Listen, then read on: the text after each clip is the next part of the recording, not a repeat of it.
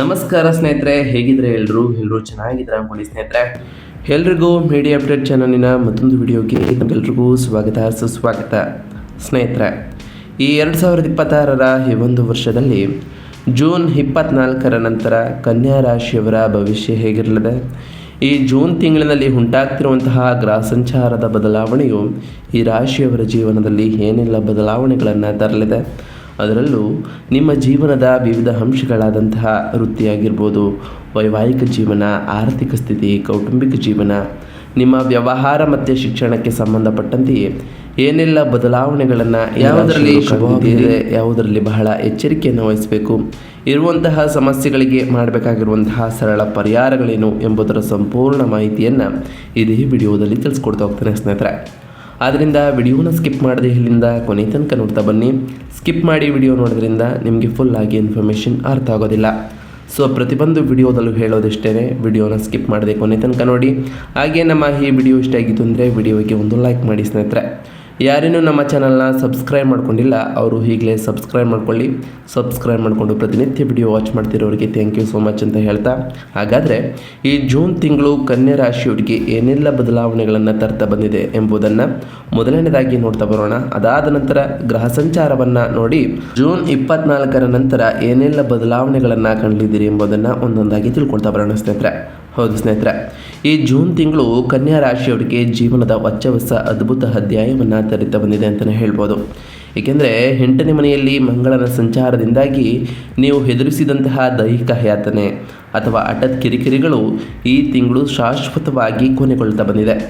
ಅತ್ಯಂತ ಪ್ರಮುಖವಾಗಿ ಹೇಳಬೇಕಂತಂದರೆ ನಿಮ್ಮ ಕೌಟುಂಬಿಕ ಸುಖ ಮತ್ತು ಸಂಬಂಧಗಳ ಅಧಿಪತಿಯಾಗಿರತಕ್ಕಂತಹ ಗುರು ಜೂನ್ ಮೊದಲ ವಾರದಲ್ಲಿಯೇ 11ನೇ ಮನೆಯಾದ ಲಾಭಸ್ಥಾನದಲ್ಲಿ ಕಟಕ ರಾಶಿಗೆ ಉಚ್ಚ ಸ್ಥಾನದಲ್ಲಿ ತಲುಪಿರೋ ಕಾರಣ ಇದು ಭವ್ಯವಾದಂತಹ ರಾಜಯೋಗವನ್ನು ಈ ರಾಶಿಯವರಿಗೆ ಸೃಷ್ಟಿ ಮಾಡಲಿದೆ.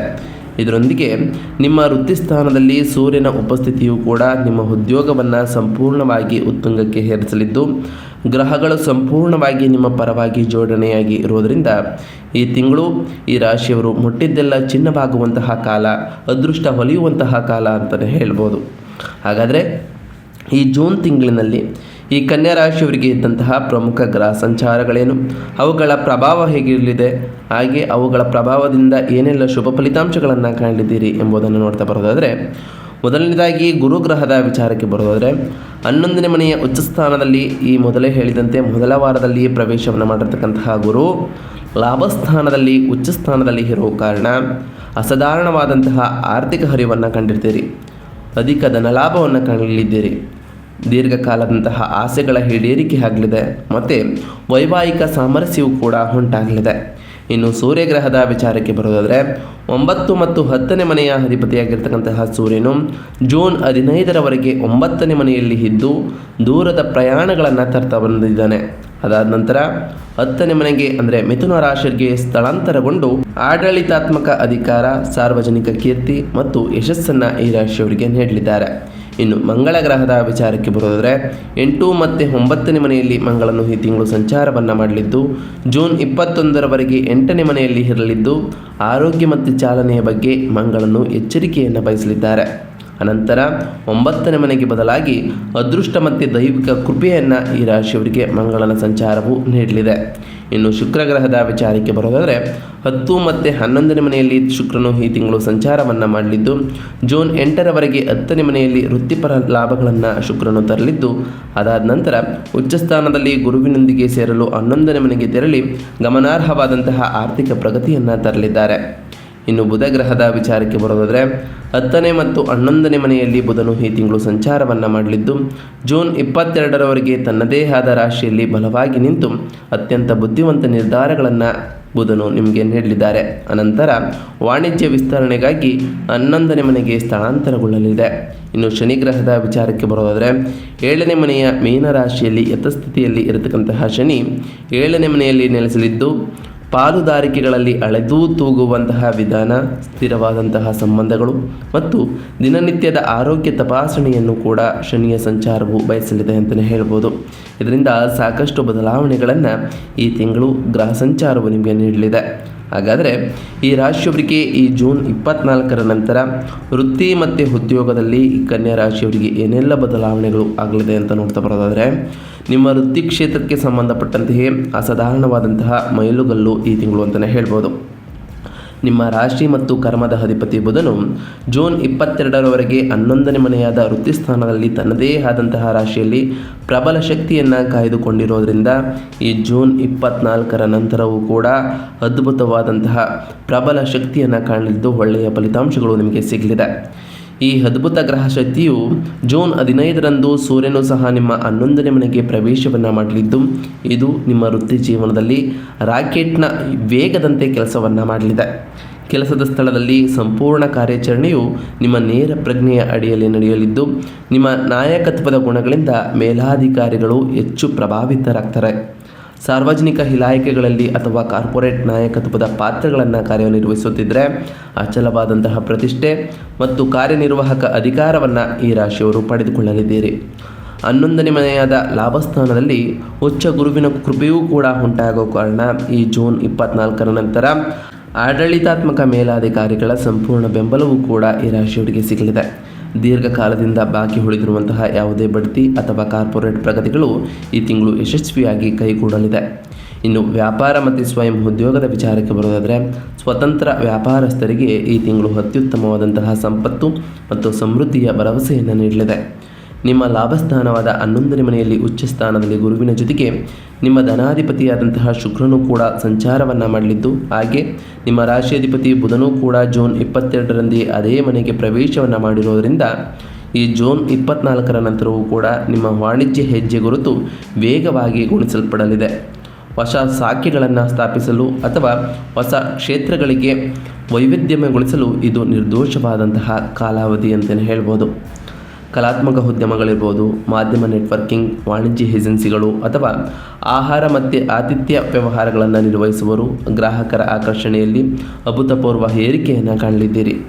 7ನೇ ಮನೆಯಲ್ಲಿ ಶನಿಯ ಸಂಚಾರವೂ ಕೂಡ ಇರುವುದರಿಂದ ವಾಣಿಜ್ಯ ಪಾಲುದಾರಿಕೆಗಳು ಯಾವುದೇ ದೊಡ್ಡ ಅಡೆತಡೆಗಳನ್ನು ಎದುರಿಸುವುದಿಲ್ಲ. ಬದಲಿಗೆ ದೀರ್ಘಕಾಲೀನ ರಚನಾತ್ಮಕ ಸ್ಥಿರತೆಯನ್ನು ಪಡೆದುಕೊಳ್ಳಲಿದೆ.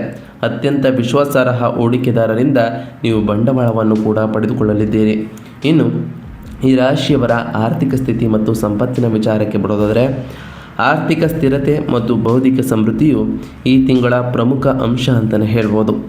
ನಿಮ್ಮ 11ನೇ ಮನೆಯಲ್ಲಿ ರೂಪುಗೊಳ್ಳುತ್ತಿರತಕ್ಕಂತಹ ಭವ್ಯವಾದ ಗ್ರಹಗಳ ಸಂಯೋಜನೆಯು ಅಂದರೆ ಉಚ್ಚ ಸ್ಥಾನದಲ್ಲಿ ಗುರು, ಶುಕ್ರ ಮತ್ತು ಬುಧರು ಇರೋ ಕಾರಣ ಸಂಪತ್ತಿನ ಅಸಾಧಾರಣವಾದಂತಹ ಮೂಲಗಳು ತೆರೆದುಕೊಳ್ಳಲಿದೆ. ರಿಯಲ್ ಎಸ್ಟೇಟ್ ಅಥವಾ ಇತರ ಬಂಡವಾಳಗಳಲ್ಲಿ ನೀವು ಹಿಂದೆ ಮಾಡಿದಂತಹ ಹೂಡಿಕೆಗಳು ಈಗ ಲಾಭದಾಯಕವಾದಂತಹ ಆದಾಯವನ್ನು ನೀಡಲಿದೆ. ದೀರ್ಘಕಾಲದಿಂದ ಸಿಗಿಲುಕೊಂಡಿದ್ದಂತಹ ಆರ್ಥಿಕ ಬಾಕಿಗಳಿಂದ ಯಶಸ್ವಿಯಾಗಿ ವಸೂಲಿ ಮಾಡ್ತದೆ.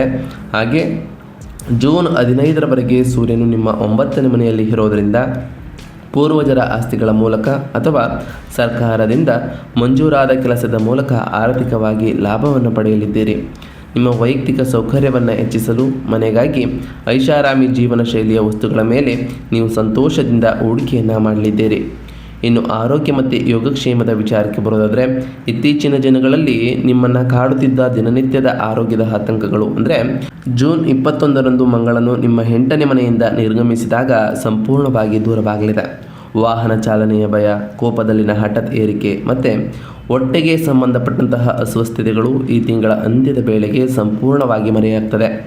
ಲಾಭಸ್ಥಾನದಲ್ಲಿ ಇರತಕ್ಕಂತಹ ಗುರುವು ನಿಮ್ಮ 3ನೇ ಮನೆ, 5ನೇ ಮನೆ ಮತ್ತು 7ನೇ ಮೇಲೆ ತನ್ನ ಶುಭ ದೃಷ್ಟಿಯನ್ನು ಬೀರುವುದರಿಂದ ನಿಮ್ಮ ಪ್ರಮುಖ ಶಕ್ತಿಯು ಪ್ರಬಲವಾಗಿ ಉತ್ತೇಜನವನ್ನು ಪಡೆದುಕೊಳ್ಳಲಿದೆ. ನವೀಕೃತ ಮಾನಸಿಕ ಉತ್ಸಾಹದೊಂದಿಗೆ ನಿಮ್ಮ ಕಣ್ಣುಗಳಲ್ಲಿ ರೋಮಾಂಚಕ ಹೊಳಪು ಕೂಡ ಪ್ರಕಟವಾಗಲಿದೆ. ಜೂನ್ 21ರವರೆಗೆ ಮಾತ್ರ ಚಾಲನೆಯನ್ನು ಮಾಡುವಾಗ ಅಥವಾ ವಿದ್ಯುತ್ ಉಪಕರಣವನ್ನು ನಿರ್ವಹಿಸುವಾಗ ಸಾಮಾನ್ಯ ಎಚ್ಚರಿಕೆ ಅಭ್ಯಾಸ ಮಾಡಿಕೊಳ್ಳಿ. ಹಾಗೆ ಈ ಜೂನ್ 24ರ ನಂತರವೂ ಕೂಡ ಒಂದಿಷ್ಟು ಎಚ್ಚರಿಕೆ ಇದ್ದರೆ ಬಹಳ ಅನುಕೂಲಕರವಾಗಿರಲಿದೆ. ನಿಮ್ಮ ಆರೋಗ್ಯವೂ ಕೂಡ ಉತ್ತಮವಾಗಿರಲಿದೆ. ಇನ್ನು ಕುಟುಂಬ ಮತ್ತು ವೈಯಕ್ತಿಕ ಸಂಬಂಧಗಳ ವಿಚಾರಕ್ಕೆ ಬರೋದಾದರೆ ಕೌಟುಂಬಿಕ ಜೀವನವು ಒಂದು ದೊಡ್ಡ ಹಬ್ಬದಂತೆ ಈ ರಾಶಿಯವರಿಗೆ ಕಾಣಲಿದೆ. ಉಚ್ಚಸ್ಥಾನದಲ್ಲಿ ಈ ಮೊದಲೇ ಹೇಳಿದಂತೆ ಗುರು ಶುಕ್ರರ ಸಂಯೋಜನೆಯು ಆಹ್ಲಾದಕರವಾದಂತಹ ಸಂಯೋಜನೆಯಾಗಿರಲಿದೆ. ನಿಮ್ಮ ಮನೆಯಲ್ಲಿ ಮಂಗಳಕರ ಮತ್ತು ಸಂತೋಷದಾಯಕವಾದಂತಹ ಸಮಾರಂಭವೊಂದು ನಡೆಯುವುದನ್ನು ಸೂಚಿಸಲಿದ್ದು ಹಿರಿಯರ ಆಶೀರ್ವಾದವು ನಿಮಗೆ ಬಲವಾದಂತಹ ಗುರಾಣಿಯಾಗಿ ಕಾರ್ಯವನ್ನು ನಿರ್ವಹಿಸಲಿದೆ. ಹಾಗೆ ನಿಮ್ಮ 7ನೇ ಮನೆಯಲ್ಲಿ ಶನಿಯ ಸಂಚಾರವಿದ್ದರೂ ವಿವಾಹ ಸಂಬಂಧಗಳನ್ನು ಹುಡುಕುತ್ತಿರುವವರು 11ನೇ ಮನೆಯಲ್ಲಿ ಇರತಕ್ಕಂತಹ ಗುರು ಶುಕ್ರರ ಸಂಯೋಜಿತ ಕೃಪೆಯಿಂದಾಗಿ ಅದ್ಭುತವಾದಂತಹ ಸಂಬಂಧಗಳನ್ನು ಅಂತಿಮಗೊಳಿಸಲಿದ್ದೀರಿ. ಸಂಗಾತಿಯೊಂದಿಗಿನ ಸಣ್ಣ ಪುಟ್ಟ ತಪ್ಪು ಗ್ರಹಿಕೆಗಳು ನಿವಾರಣೆಯಾಗಿ ನಿಮ್ಮ ವೈಯಕ್ತಿಕ ಬಾಂಧವ್ಯವು ಕೂಡ ಗಮನಾರ್ಹವಾಗಿ ಈ ಜೂನ್ 24ರ ನಂತರ ಕೂಡ ಇನ್ನಷ್ಟು ಬಲಗೊಳ್ಳಲಿದೆ. ಇನ್ನು ಶಿಕ್ಷಣ ಮತ್ತು ವಿದ್ಯಾರ್ಥಿಗಳ ವಿಚಾರಕ್ಕೆ ಬರೋದಾದರೆ, ನಿಮ್ಮ ರಾಶಿ ಮತ್ತು ವಿದ್ಯಾಧಿಪತಿಯಾದಂತಹ ಬುಧನು 10ನೇ ಮನೆಯಲ್ಲಿ ಪ್ರಬಲವಾಗಿ ನೆಲೆಸಿರೋದ್ರಿಂದ ಲಾಭಸ್ಥಾನದಲ್ಲಿರತಕ್ಕಂತಹ ಉಚ್ಚ ಗುರುವಿನೊಂದಿಗೆ ಸೇರಿಕೊಂಡು ವಿದ್ಯಾರ್ಥಿಗಳಿಗೆ ಅದ್ಭುತವಾದಂತಹ ಘಟ್ಟವನ್ನು ಇದು ನೀಡಲಿದೆ.